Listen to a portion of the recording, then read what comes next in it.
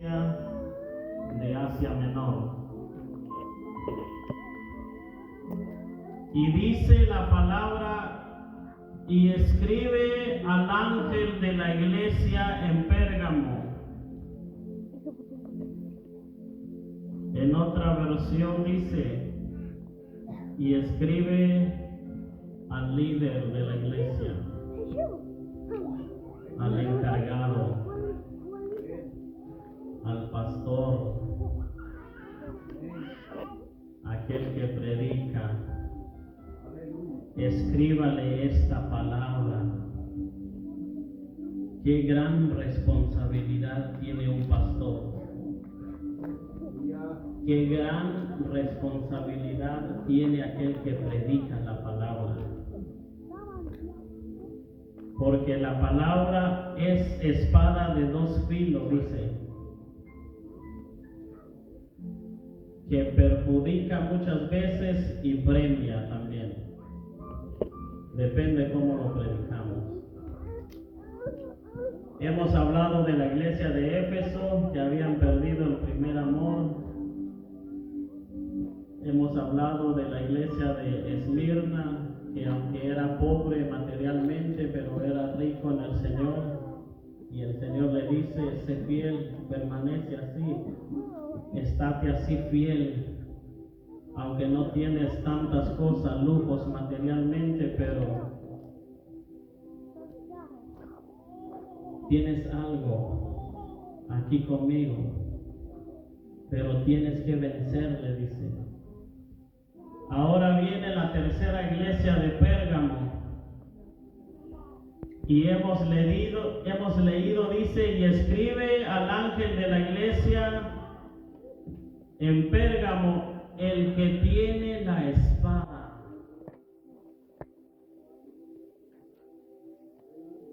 Como que el juez ya se está...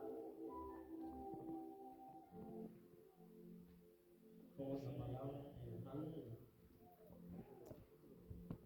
Porque en Éfeso como que hablaba con tranquilidad, y en Esmirna, pero aquí dice, ahora sí sacó la espada.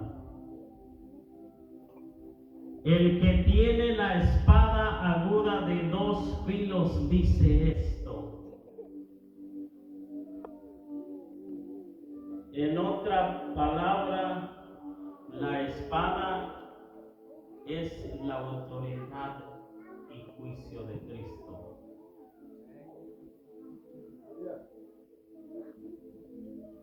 O sea, que cuando Él habla, sus palabras traen juicio. Depende cómo estamos. ¿Quiere ver un ejemplo?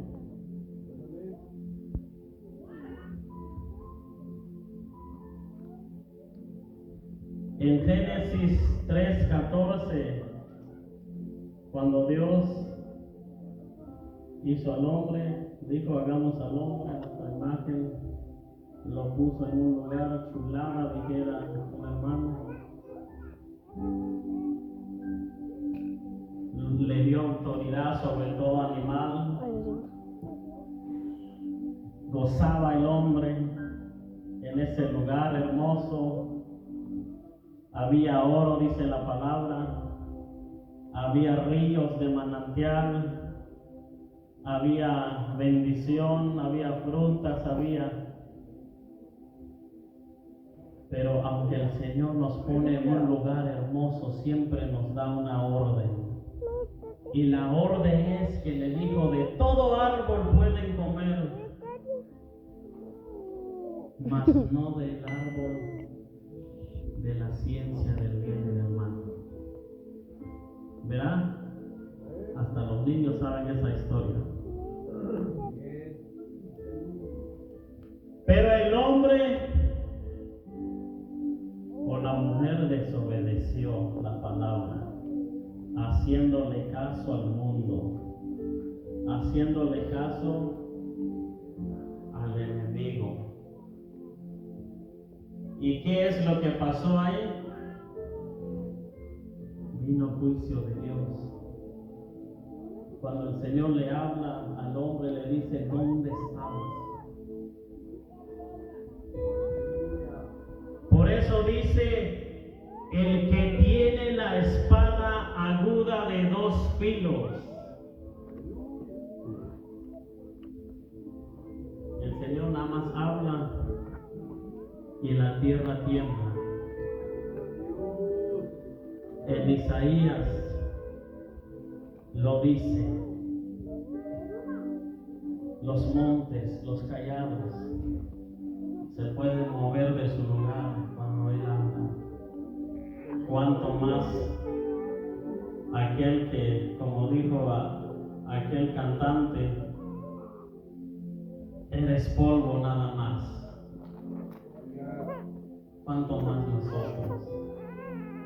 Por eso siempre el que tiene oído oiga lo que el Espíritu dice a las iglesias.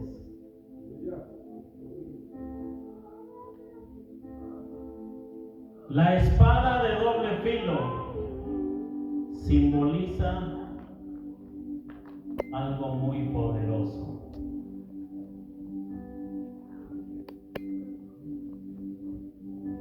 Otro ejemplo, en el diluvio, la gente hacía lo que quería, pero la maldad llegó ante los ojos del Señor y dijo, reharé pues la tierra. Amén. Vamos a leerlo. Está en Génesis 7.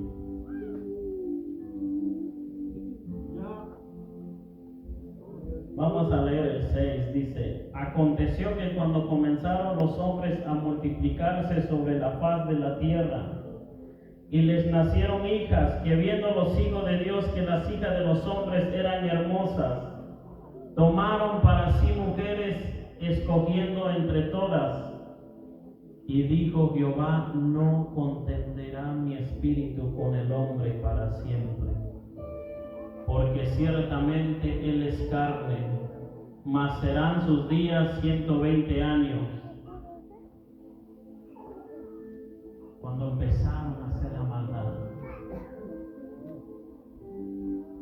Pero así como en esta iglesia de Pérgamo, siempre hay unos fieles. En el 7 dice, dijo luego Jehová a Noé, entra tú y tu casa en el arca, porque a ti he visto justo delante de mí en esta generación. En el 17 dice, y fue el diluvio 40 días sobre la tierra, y las aguas crecieron y alzaron el arca, y se elevó sobre la tierra, y subieron las aguas y crecieron en gran manera sobre la tierra, y flotaba el arca sobre la superficie de las aguas, y las aguas subieron mucho sobre la tierra, y todos los montes altos que habían debajo de todos los cielos fueron cubiertos. 15 codos más altos subieron las aguas.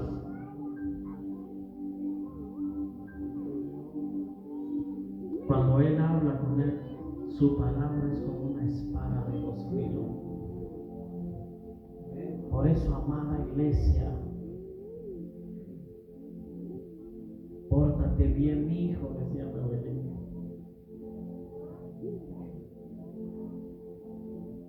Por eso, amada iglesia, hay que serle fiel a Él. Hay que servirle, lo hemos prometido cuando aceptamos y le dijimos, Señor, yo te voy a ser fiel, pase lo que pase.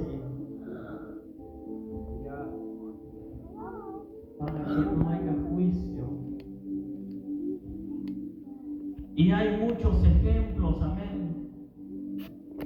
En Éxodo habla de los juicios, de las 10 plagas, gloria a Dios, aleluya.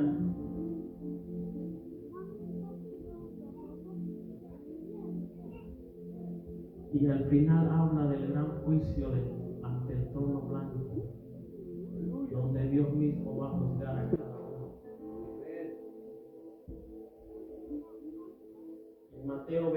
5 dice que cuando él, sentado en su trono, aparta la oveja y los cabritos, un grupo a la derecha y un grupo a la izquierda. Los que están a la derecha le va a decir: hijo, yo vi tu fidelidad, me serviste. Mas a los que están a la izquierda, usted ya ha leído esa palabra. Yo conozco, seguimos leyendo.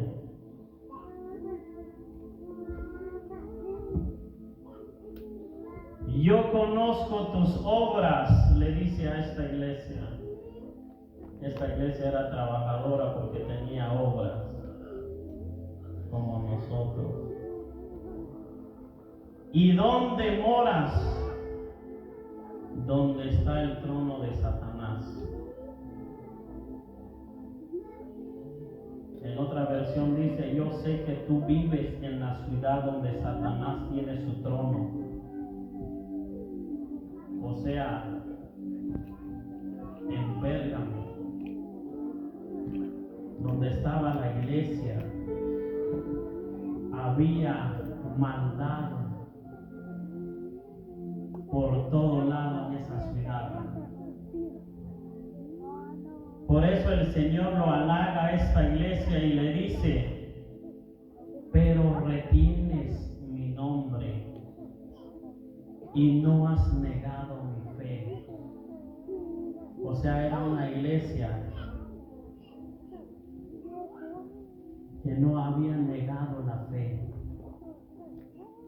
Y el Señor aplauda, el Señor lo halaga por eso.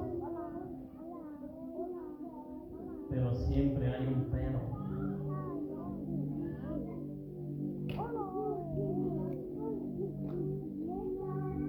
Siempre hay un pero, como le dijo a la iglesia de Éfeso: pero tengo contra ti que has dejado tu primer amor.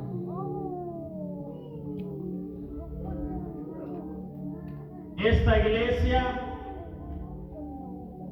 a pesar de que vivía en una ciudad donde había idolatría, había pecado, de esquina a esquina de las calles, no habían negado la fe, gloria a Dios, aleluya. Seguían viniendo a la iglesia, ahí estaban cantando, ahí estaban los martes, los jueves, los domingos, los sábados, tocaba el instrumento, lo ponían de ujier, tenía obra, hacía la limpieza. Dice: ni aun en los días en que Antipas, mi testigo fiel, fue muerto entre vosotros, donde mora Satanás. O sea, uno de sus compañeros, Jesús le dice: mi testigo fiel, había muerto por no negar el nombre del Señor, por haber guardado la fe. Y esta iglesia, a pesar de todo, que vieron morir uno de los miembros de esa iglesia, ellos seguían con esa fe, con esa confianza. Ellos seguían.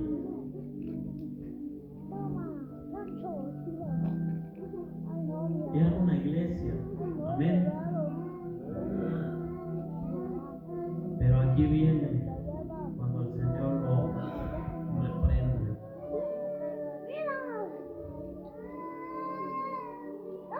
En el 14 dice: pero tengo unas pocas cosas contra ti. Aquí viene donde se les fue el gozo a muchos, me imagino yo. Primero el Señor lo halaga.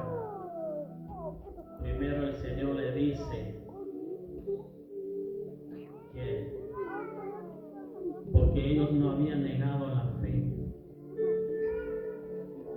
pero había algo que ellos habían metido en esta iglesia.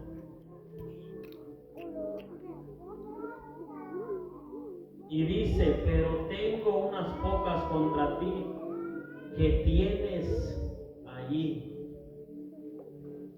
¿En dónde? En el altar. En la iglesia. Ahí lo tenían.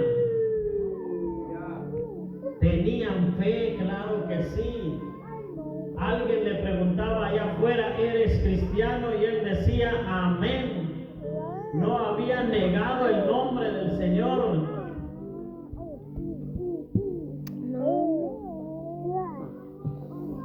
Pero tenía, como dice el Señor, pero tengo unas pocas cosas contra ti, que tienes ahí a los que retienen la doctrina de Balaam.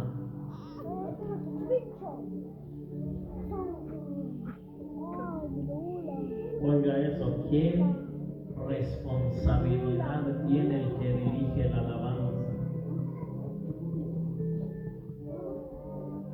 ¿Qué responsabilidad tiene el siervo de Dios que está enfrente de una obra?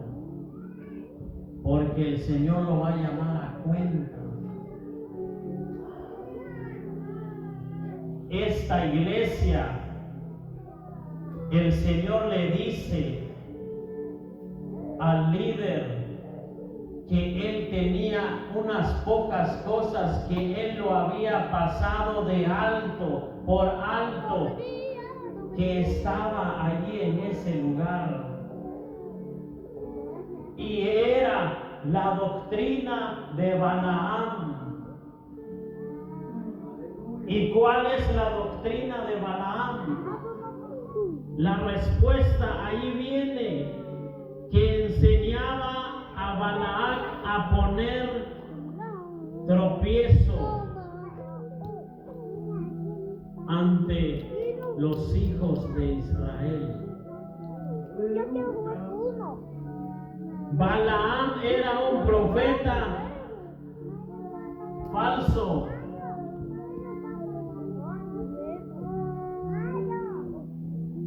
La historia de él está en Números, en el libro de Números,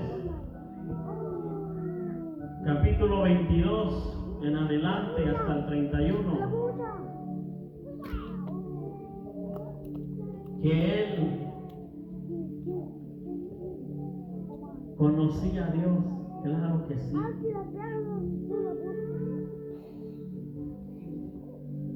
Tenía revelación de Dios, claro que sí. Cantaba bonito, claro que sí. Tocaba bonito, claro que sí.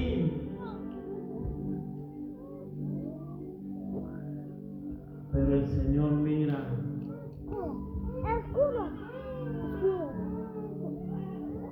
El Señor mira el corazón, como tú cantas.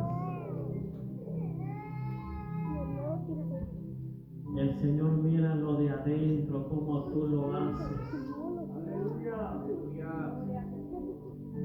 Y el pastor de esta iglesia, yo no sé si no se había dado cuenta o porque tenía miedo de reprender el pecado, o yo no sé qué le pasó a este líder que dejó que alguien con la doctrina de Balaam llegó hasta en el altar.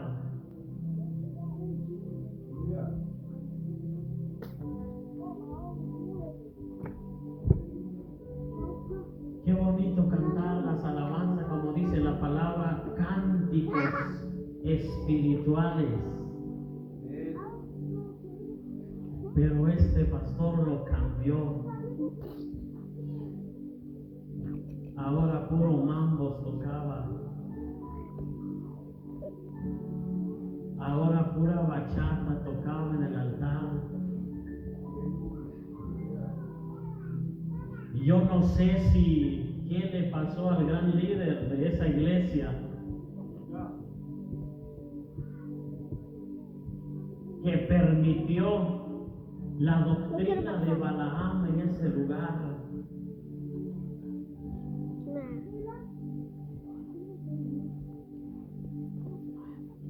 Y es lo que pasa hoy en día, hermanos. La doctrina de Balaam está en los altares. Ahora cualquiera canta.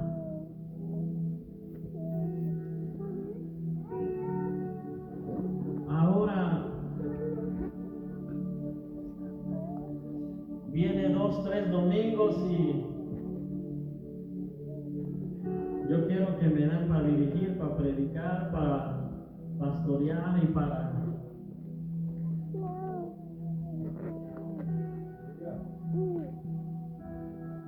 Eso es lo que está pasando en las iglesias. La doctrina de Balaam. Los pastores han dejado que esa doctrina han subido en los altares.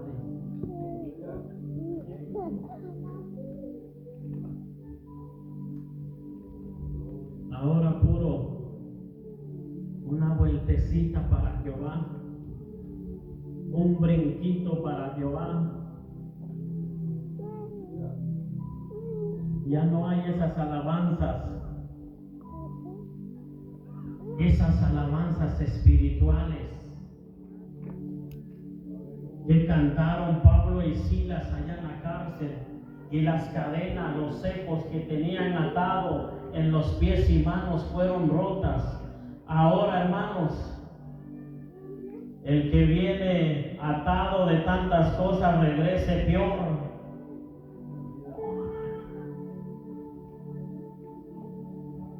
Tú que cantas, tú que predicas, predica la palabra como se debe ser. Adóralo como se debe ser. Adóralo porque Él lo merece y es digno de alabanza.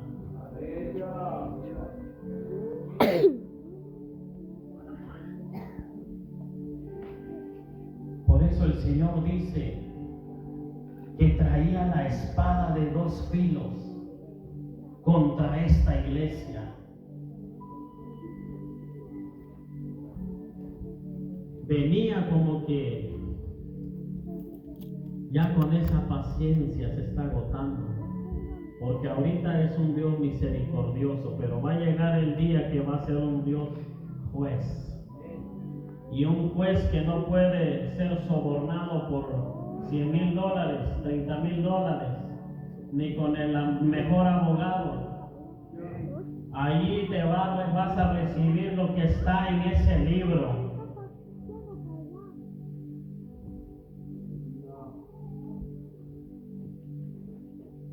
Tiene la doctrina de Balaam, le dice. La historia de Balaam.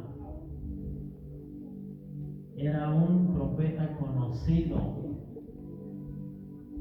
aunque primero era divino.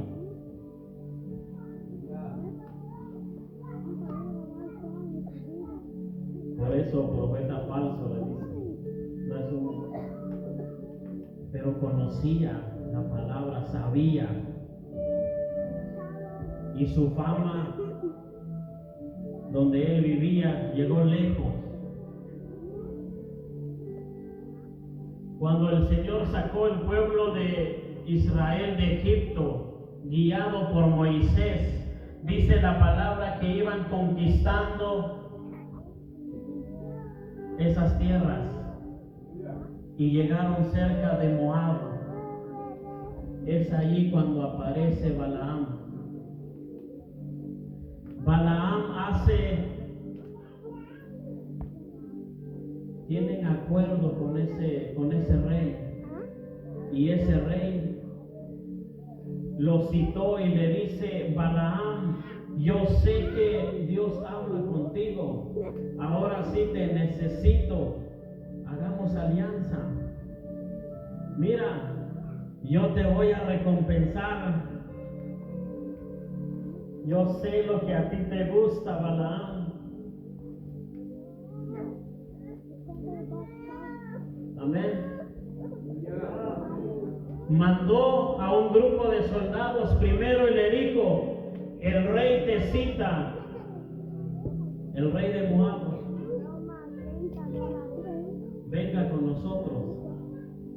Y él hizo como que no quería, dijo: déjame preguntar al Señor. Y el Señor le dice: no vayas. Pero él fue. O sea, ¿en qué estamos? Le vas a preguntar, él te dice: no vayas, y de todos modos vas a ir. Era por algo, por un interés. Porque los hombres del rey, cuando llegaron, le dijeron: si tú vas a ser presente ante el rey te va a recompensar con oro. El rey te va a dar esto. El rey, mira, te va a tener en el palacio. Y él fue. Y a medio camino el ángel del Señor le aparece. Porque él iba a maldecir el pueblo de Israel.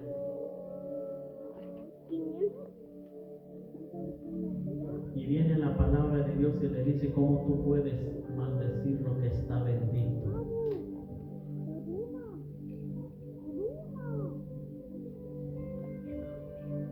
Entonces él no pudo maldecir al pueblo de Israel,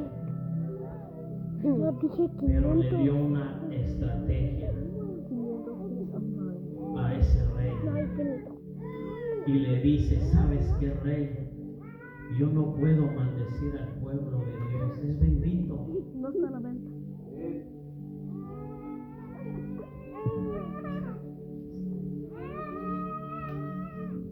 Si nosotros estamos obedeciendo la palabra, somos benditos en el Señor. Y no hay ninguna maldición que nos pueda tocar. Pero si nos apartamos del Señor, ahí sí, estamos descuidados. Balaam no pudo maldecir al pueblo de Israel, mas le dijo al rey: ¿sabes qué, rey? Yo conozco a este pueblo. Cuando ellos están agarrados del Señor, oran, ayunan, sacan vigilia, el Señor los tiene bajo esas alas. Así que yo no puedo hacer nada. Pero el pueblo tiene una debilidad, le dice. Le dejó una estrategia a Balaam y le dice: ¿por qué no empiezas a hacer fiesta a tus dioses? Y lo invitas y ellos mismos se vienen. Y es lo que pasó. Por eso dice la palabra que enseñaba, o sea, que enseñó a Balac a poner tropiezo ante los hijos de Israel. O sea, le dijo: yo no puedo maldecir, yo no puedo hacer nada con este pueblo. Este pueblo es la niña de los ojos del Señor. Pero si ellos se apartan, sí, son tuyos. Y empezó a hacer fiesta ese rey a sus dioses, a sus ídolos. Empezó a regalar comida sacrificada a ídolos. Y usted sabe que entre el pueblo no todos somos espirituales. Por eso dice el Señor: muchos somos llamados, pocos somos escogidos.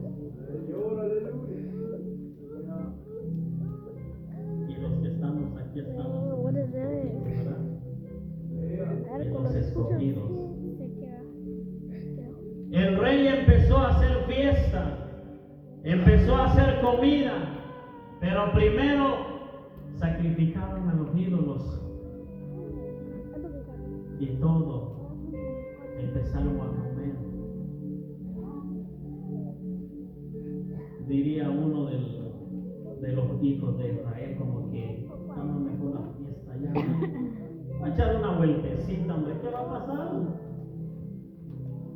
Nada. A cambio, no hay nadie que me vea allá. Yo trabajo allá solo, a 1 hora de Springfield, nadie está allá. A 2 horas de Springfield, a 3 horas de la iglesia yo trabajo y no hay nadie de la congregación ahí. Estoy libre. Yo pienso que así empezaron a decir unos. Fue primero uno. Yo me imagino que llegó, ¿sabes qué? En esa fiesta que fui me la pasé chulada. Hubo comida, hubo diversión, hubo todo lo que la carne quería. Si quieres, para el otro sábado te llevo. Moisés no se va a dar cuenta, hombre.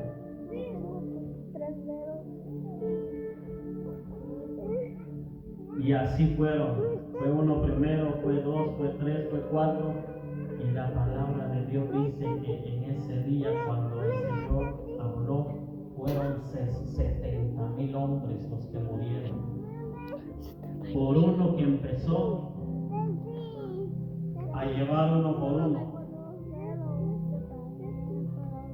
Y esa estrategia era de Balaam, desviar el pueblo de Dios. O sea, en esta iglesia de Pérgamo había alguien con esa doctrina desviando a los hermanos. 1, 2, 3, 4. No, mueras. ¿Quiénes eran? No lo dice. ¿Será que era el músico? ¿Será que era el que predicaba a veces? ¿El que regañaba más en el altar? La Biblia no lo dice,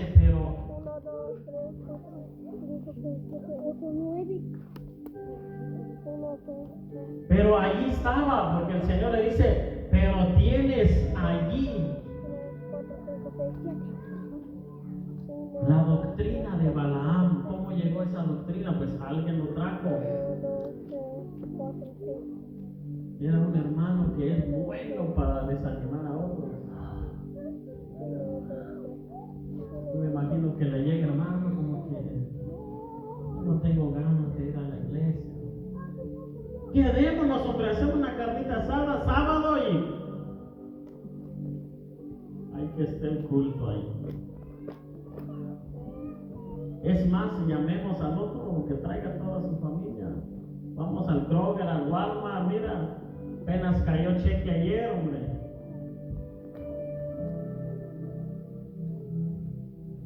Y la iglesia vacía esa fábrica.